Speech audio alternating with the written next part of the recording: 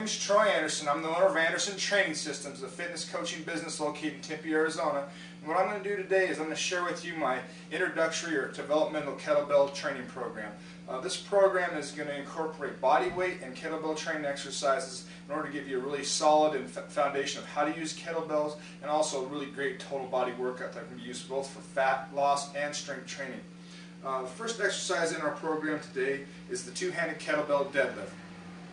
All we're going to do is stand over the kettlebell to set up for our deadlift. So we're going to straddle it. We're going to have the kettlebell right underneath us or slightly behind us, and this is to help us to pattern the proper movement pattern for the deadlift, which is actually reaching back or working the hip joint as opposed to a lot of knee bend, which would be more likened to doing squatting movements. So what we're going to do here, we're always going to have great posture. We're always going to have a higher percentage of weight on our heels than on our forefoot, and then we're just going to reach our hips back.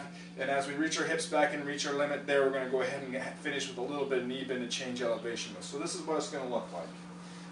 We're going to reach back, knees bent a little bit, and push through. We're trying to squeeze the glutes and drive the hips forward the entire time. I like to teach, especially at those of you that haven't done many deadlifts, to go ahead and release the bell and start over each time anew in between each repetition. This is going to help you to pattern both your setup and finishing the lift. So again, we're going to reach back, drive through the heels, extend the hips, squeeze the buns, reaching back, reversing the motion that exact same way. I'm going to do a couple movements in succession so you can see what it looks like, and then we'll go ahead and move on.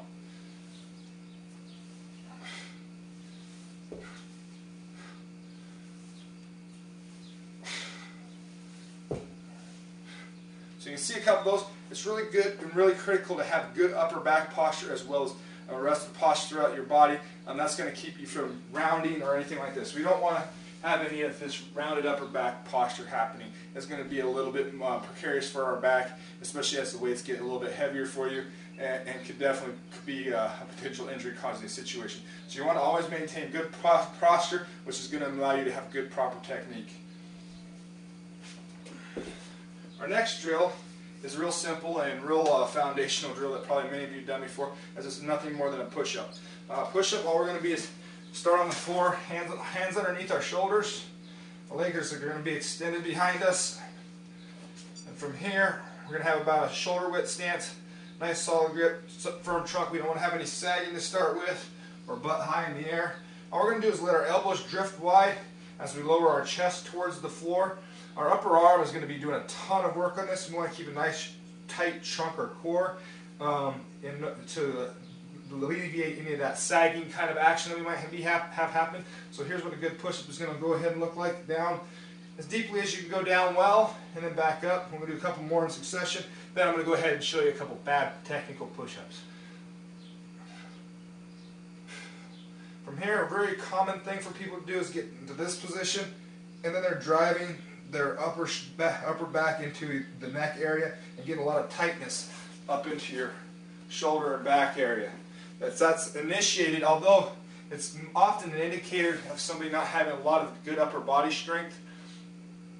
It's indicated by that sagging in the midline. Could also indicate that we have a little bit of lack of core trunk stability by the sag coming in here, and that we have no space to move. So we want to be nice and solid in the trunk core, kind of squeeze the glutes, brace your trunk a little bit, and then allow the elbows to drift nice and wide down as far as you can.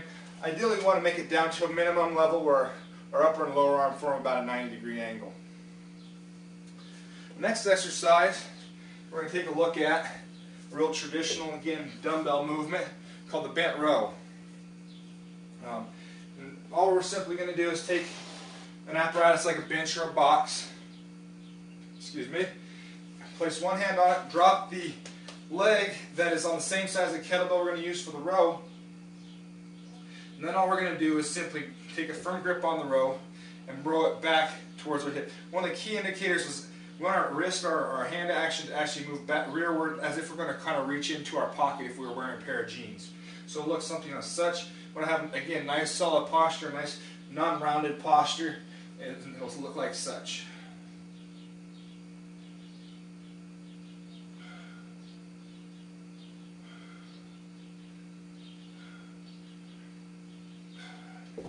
Tendency for many people that have a hard time in engaging their back and upper back musculature is going to be want to row the movement with their arm, and I'm going to show you how a bad repetition or rowing with the arm might look. So again, much like a poor push-up, we're cramming everything up into that upper back and upper shoulder area, and it causes a lot of tightness and discomfort in that area. Something we really want to try to avoid. So again, nice and stretched out, good tall posture, moving that hand back towards your hip, nice and slow and controlled down. Many people, when they do a rowing exercise, they'll come up with it and they'll let it plummet down just as fast. You want to control the action of the movement on both aspects. Our next movement is a real, again, traditional, like I said, this is a foundational or developmental plan, is our body weight lunge. Lunging is something that people like, many beginning lifters indicate sometimes they have knee pain or discomfort with, and a lot of times that's due to poor technique as opposed to anything else orthopedic happening. So what we're going to do is we're going to start with a good hip width or shoulder width stance. All we're going to do is a step in a nice straight forward position. We're going to step out. Something that really does help alleviate that, and that's how I'm going to teach it here, is we're going to break the lunge down into a process as opposed to kind of an all-in-one process that many people will kind of go into. So we're going to step out, we're going to get nice and stable. From here we're going to go ahead and change elevation. And changing elevation actually occurs at the hip and knee of the front leg, and we're just going to change elevation down as such. Once we're down to a nice level, we like to get down to a level that if we were to place a marble on our knee, it would roll back down towards our hip. That means we're going to get proper integration and innervation of the musculature that we're looking for in this upper leg. And then we're going to drive all the way back to the standing position from that bottom position. So again, down, change elevation, nice and solid, and back up. What many people do, and some improper techniques, I'm going to show you so you can see the opposite side on this leg this time, is they want to get going too fast in this because they want to get this done, and they end up doing this kind of thing. And so once we've stepped out, the lunge becomes a vertical movement. But by stepping all into it at once, they make it a horizontal movement, and we start to create a little bit of shear at the knee joint. And also that form of momentum where you'll see my heel want to come up off the ground as you do here and driving into this. Whereas we want to see nice vertical and pushing down and actually driving off the heel, much like we did in the deadlift. The other aspect you'll see is on the backside leg is people, instead of squeezing and firing the glute like they should and coming down, they'll bring the knee underneath them. And so again, they're kind of creating shear at that knee joint. So you want to squeeze the backside glute. You want to keep the trunk over the hips. We don't want to lean or engage forward. So trunk over the hips and change elevation and drive back. Step, stabilize, change elevation, and drive back. So that's our body weight lunge. Maybe a couple tips in there that you might not have looked at before. Our final drill is a really excellent and probably one of the foundational abdominal drills I use with all my clientele, and that is the plank. Simply put, the plank is starting on the floor position, elbows underneath shoulders, much like the push-up, as a matter of fact. We're going to squeeze and engage glutes in the ground. This is the absolutely most critical part of this movement for sure. Squeeze and engage glutes and then elevate off the ground. We're going to hold a nice straight line. You can see almost immediately my trunk is engaged and working significantly hard here. We're going to make this hold for whatever the count is appropriate in the program and then come back down. Again, we don't want to see any sagging at the back or getting high in the hips. Those are kind of ways that we use to circumvent when we get a little bit tired. So again, engage the glutes, squeeze nice and solid, and come down. If you find that you have a hard time keeping the glutes squeezed or engaged, you'll notice because the tension will come off your abs. Don't fall into the trap of wanting to stay up there because it's a little bit easier. Come on back down the floor, re-engage by actually trying to squeeze the glutes and push the pelvis into the floor, and then lift yourself off the ground.